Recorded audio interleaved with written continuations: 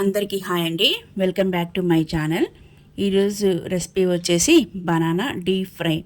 ఇది చాలా టేస్టీగా ఉంటుంది, చాలా త్వరగా చేసుకోవచ్చు.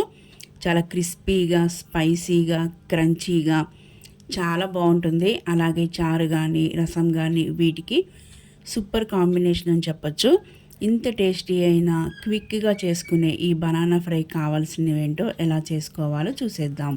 ముందుగా ఒక చిన్న మిక్సీ జార్ తీసుకొని 1 టేబుల్ స్పూన్ సోంపు, 1/2 టేబుల్ స్పూన్ జీరా,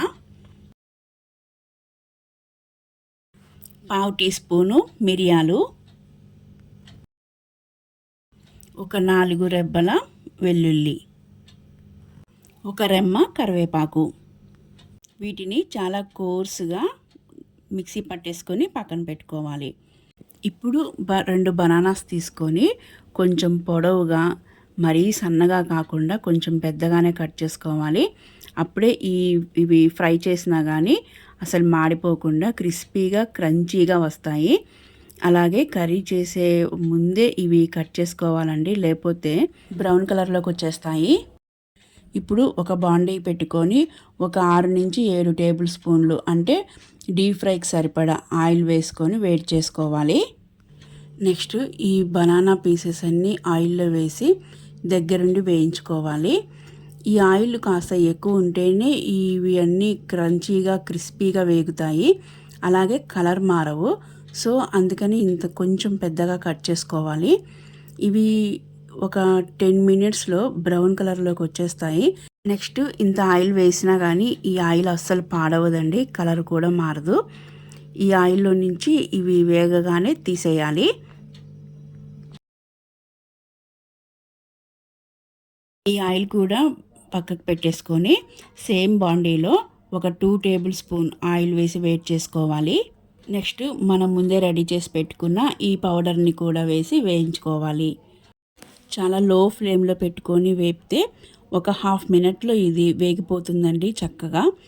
దెన్ నెక్స్ట్ ఇందులోకి సరిపడా అంటే ఒక స్పూనున్నర ధనియా పౌడరు, ఒక స్పూను రెడ్ చిల్లీ పౌడరు, ఇది పచ్చి కారం వేసుకోండి, మసాలా కారం కాకుండా.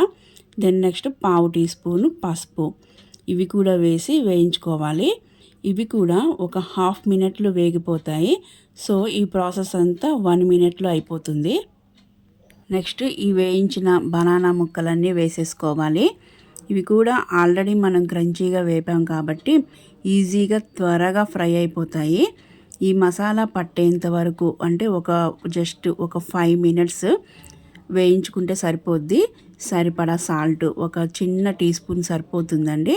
సాల్ట్ కూడా వేసుకొని వేయించుకోవాలి. నెక్స్ట్ ఇవి ఒక 5 మినిట్స్ వేయించిన తర్వాత ఇందులోకి కాస్త కరివేపాకు వేసి స్టవ్ ఆపేసేయడమే. అంతే అండి, చాలా క్విక్గా డీప్ బనానా ఫ్రై రెడీ. అలాగే సాంబార్కి, రసంకి మంచి సైడ్ డిష్గా ఉంటుంది. అలాగే రైస్ కూడా ఈ కర్రీకి చాలా కలుస్తుందండి. ఓకే అండి, ఇంత టేస్టీ అయిన కర్రీని మీ రెసిపీస్లలో కూడా యాడ్ చేసేసుకోండి. దెన్ నెక్స్ట్ నా వీడియో మీకు నచ్చినట్లయితే please like, share and subscribe. మరిన్ని వీడియోస్తో మళ్ళీ కలుద్దాం. Thank you for watching.